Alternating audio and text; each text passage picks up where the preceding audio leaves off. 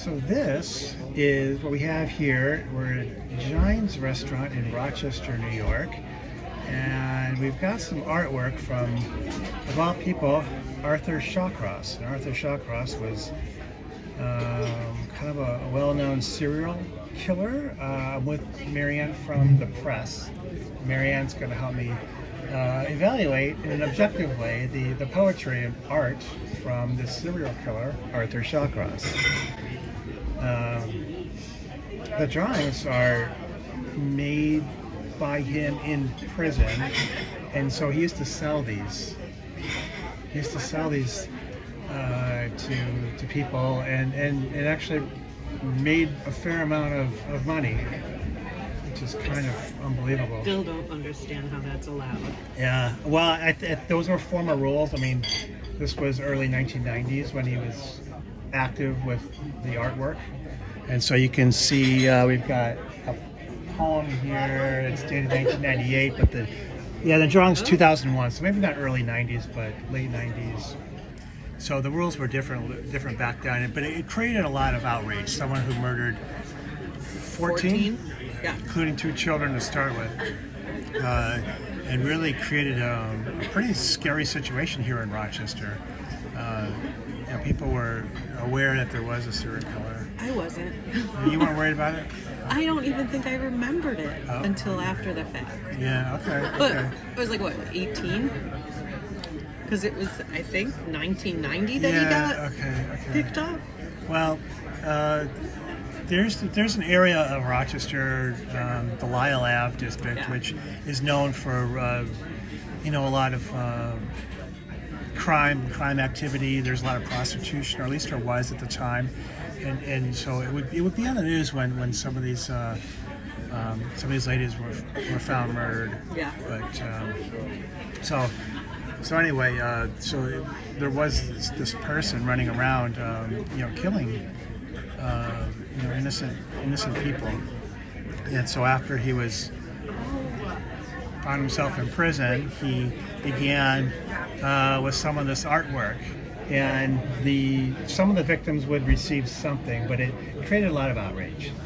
Yeah, and if you look at this artwork, it was not being bought because of its quality. Yeah, this is not a great drawing, but I think he did quite a few of these drawings. The one thing I will say, it's very really like a real amateurish type thing to have like this solid outline, this deep outline on the outside. But he has some, he was trying to learn how to do some shading. I'll give him some credit for that, but overall, it's not a terrific drawing. I say it's like high school art at the most. Which was actually overachieving because Arthur Shawcross had about an 8th or 9th grade education, so he didn't have a lot going for him. This is typical, though, of the kinds of scenes that he would see. One thing we know about him, he was from initially the Watertown area, and he appeared to like hunting and being fishing. Maybe more fishing than hunting. Yeah. I think that's how he drew at least one of the kids in, was the fishing. So the one thing that we kind of see through his eyes is some of what he was familiar with. Some of these scenes, he might see if he's out fishing, especially in very northern New York. You would see this kind of thing. The poetry, you can see this is numbered, so he was most likely selling the poetry too. I think this went up to the 200s. Really? I think so. Oh wow. Yeah. So this is like in the middle there. Yeah. So this is after having written a fair number. He seems to have access to a typewriter or a word processor in prison. I think the early ones were handwritten. I think I saw some, so you can still find some of the stuff online. We're not really advocating that you buy and trade these things, just more what can we learn from a serial killer's art. So we can see a little bit of his background here, or as far as what he's familiar with, some of the imagery that you might expect to find in poetry. He starts with some mountains bordering Water, okay, well, he likes to fish, so that's not surprising. Along And then he's the got shore. these browns and grays of the trees. And in northern New York, I went to school up, and Marianne visited me one time.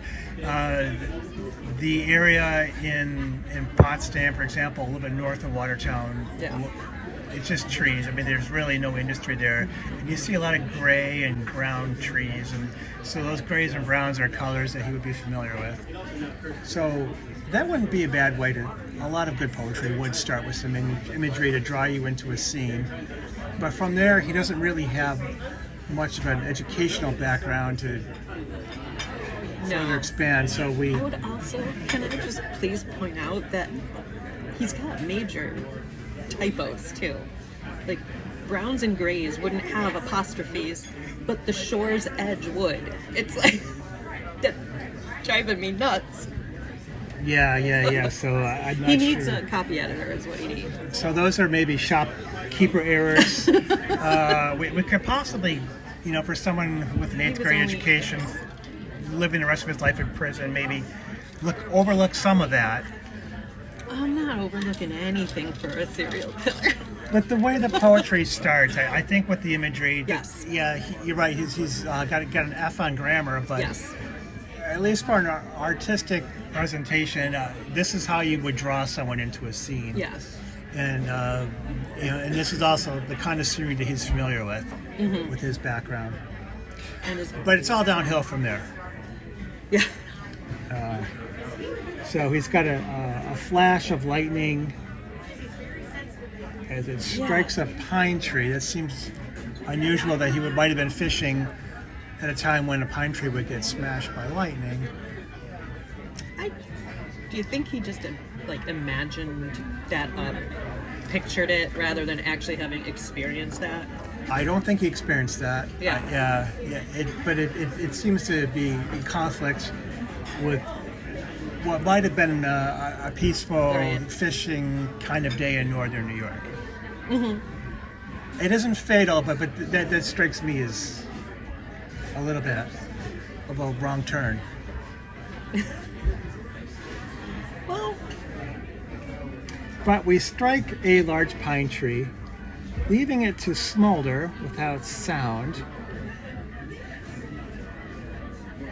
That wouldn't seem to me to be a silent event. If No. you're seeing that, it would probably be very loud. But okay, how do you see that? all I can think of when talking about a tree and out without sound is that if a tree falls in the wood, is there, and no one's there to hear it, kind of thing. So, But he's there to see it, right? but Because he he's is telling us there. about it. Yeah. Yeah. But I don't think he is there. I think we already established that. Yeah, we don't think it really happened, but it just And now, wait, is he say I was that tree? yeah. Yeah. I That's was where it that goes a tree. little wrong too. Fell without pain, so Yeah. not really sure. Yeah. And then his soul is lost right after that. So now we're in a free fall, I think, with the way this is way this going. poem is going. Yeah. So his soul is lost, his mortal self is gone. Well, I guess if he's the tree that was hit by lightning, his body would be gone. Yeah. In real life, his body was in bad shape. I think he died in prison of heart failure or something like that. perhaps a blood clot. But that's kind of a slower death than what he's alluding to here. Yeah, that fourth stanza there is really where it goes. If someone submitted this to the press, I don't, yeah, that's where we'd be like, we'd be reading along and going, okay, this isn't horrible. And then we'd get to that fourth stanza and no, Yeah, it's stop a reading hard it. no. Yeah, okay. Yeah. So the one thing that makes you want to read it to begin with is the signature. So Yeah.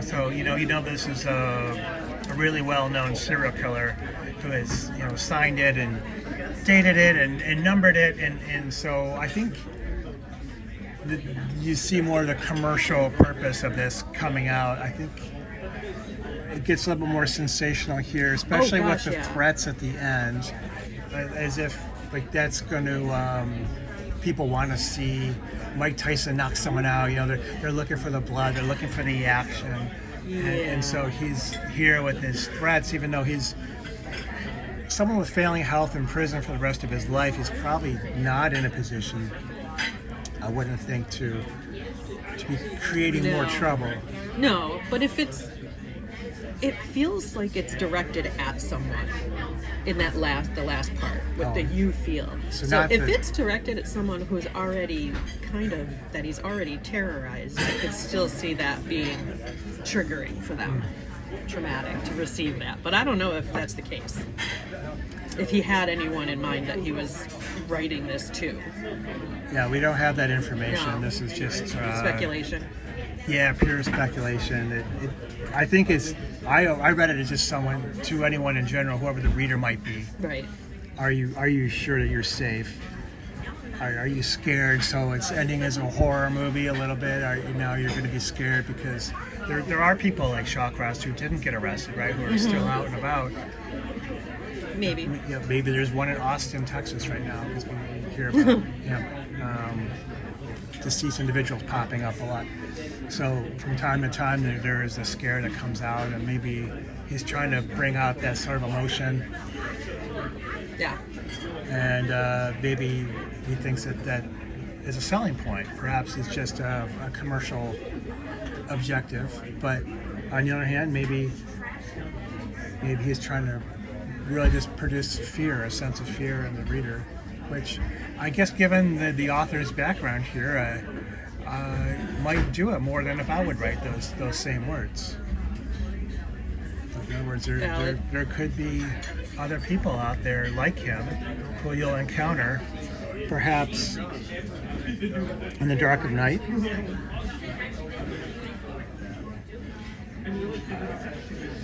He'll be waiting in the shadows, he says, for some type of enjoyment of causing pain. Causing fear. Yeah, that's all he can do right now is cause fear, right? Because he can't really cause any more actual physical damage, but he can still cause damage in the way of fear. Right. So perhaps this is still his only way of lashing out. Yeah.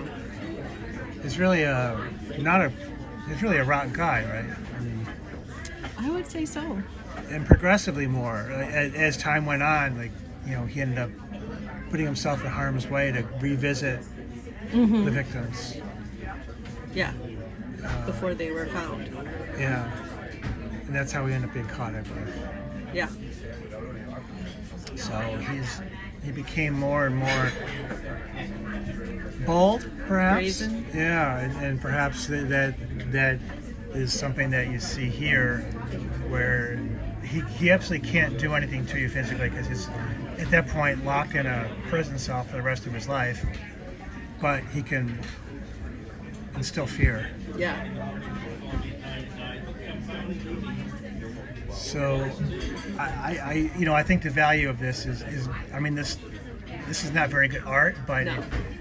it is maybe a good way to you try to understand how someone can do the kinds of things that Shawcross did. Right. And maybe this is a way to understand it better, or understand at least the individual. Yeah. And how he thought, how he saw things. Which is pretty scary. Yeah, and it is scary to think that someone else, other people, because this site's going to be, this channel's going to be dedicated to maybe looking at other individuals who do the same kind of thing. Some of them produce art or poetry or letters, and we'll take a look at those kinds of things and see if we can learn anything about the individuals. So thank you very much. Please, if you have any comments, go ahead and leave those. We'll take a look at them, and thank you very much for the view. And I'll also put the link for the press, and you can see Marianne's editing work. She does better poetry than this this work, but this is worthy of maybe your attention for other reasons, not because of the Not an artistic artistic vision. appreciation. Yeah, right. So, okay, well, thank you very much, Marianne, for your time. Yes, And thanks. thank you very much, everyone, for watching. Bye-bye.